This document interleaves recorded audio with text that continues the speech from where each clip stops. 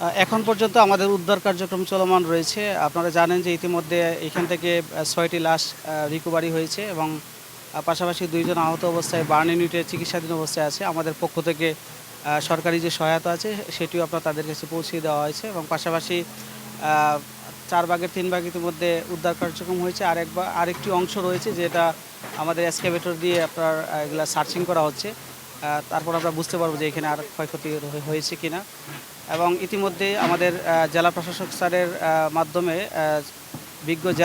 বিজ্ঞ অতিরিক্ত জেলা ম্যাজিস্ট্রেটকে আহ্বায়ক করে ৬ সদস্য বিশিষ্ট একটি কমিটি গঠন করা হয়েছে, যে আজকের মধ্যে রিপোর্ট প্রদান করবে। ইতিমধ্যে আমাদের কার্যক্রম চলমান।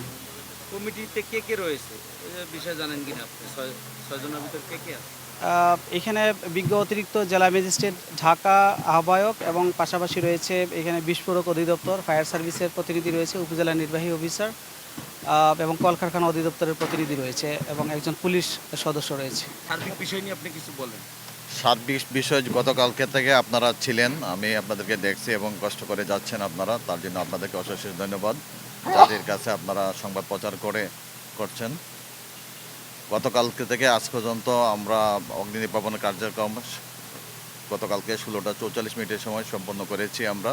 তারপর থেকে রেস্কিউ কাজ করতেছিলাম, কিন্তু এই ভবনটা ছিল স্টিল স্ট্রাকচার এবং অ্যাঙ্গেল থাকার কারণে বিল্ডিংটা ধসে পড়ে গেছিল আগুনের কারণে। ধসে পড়ার কারণে এই বিল্ডিংয়ের নিচে আমরা রেস্কিউ কাজ করতে পারতেছিলাম না, যার কারণে এক্সকাভেটর এনে এগুলো সরাইয়া আমরা সার্চ করতেছিলাম যে কোনো লাশ আর পাওয়া যায় কি না।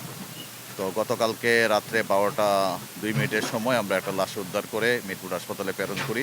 আর এখন পর্যন্ত কোনো প্রকার লাশ আমরা আর পাই নাই। বিভিন্ন জায়গায় রেস্কিউ কাজ চলমান আছে আমাদের। এ পর্যন্ত মোট কয়টি লাশ পেয়েছেন? মোট 6টি লাশ আমরা পাইছি। এখন পর্যন্ত 6টি লাশ পাইছি। নিখোঁজ আছে? নিখোঁজের তথ্য আমাদের কাছে নাই। ইউনো স্যারের সাথে এইমাত্র কথা বললাম, একটা হেল্প ডেস্ক হচ্ছে, এইখানে আপনার একটা তালিকা করা হবে, কারা কারা নিখোঁজ অবস্থায় আছে তাদের একটা তালিকা করার জন্য চেষ্টা চলছে। আহত কয়জন হয়েছে?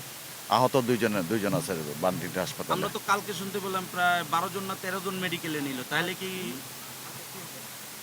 এটা আসলে সঠিক তথ্য তো আমাদের কাছে নাই। আমরা আসার পূর্বে অনেকেই তো মেডিকেল নিয়ে গেছে, এই তথ্যগুলো আমাদের কাছে নেই। কতজন কর্মচারী ছিল কালকে এখানে অগ্নিকাণ্ডের আগে, এই আগ মুহূর্তে? এ বিষয়ে আপনারা কোনো তথ্য পেয়েছেন কিনা? এগুলো আসলে কঠিন প্রশ্ন, কারণ মালিক কর্তৃপক্ষ কাউকেই পাওয়া যায় না। তারপরও বিভিন্ন রেজিস্টার করে দেখা যাচ্ছে এবং আলোচনা করে দেখা যাচ্ছে 17 থেকে 18 জনের মতো এখানে গতকালকে কাজ করতেছিল। গতকালকে কাজ করতেছিল। মালিক পক্ষ কোনো সন্ধান পেয়েছেন? না, মালিক পক্ষের সাথে এখনো কোনো সন্ধান আমরা পাইনি, যোগাযোগ হয়নি। যোগাযোগ হয় নাই।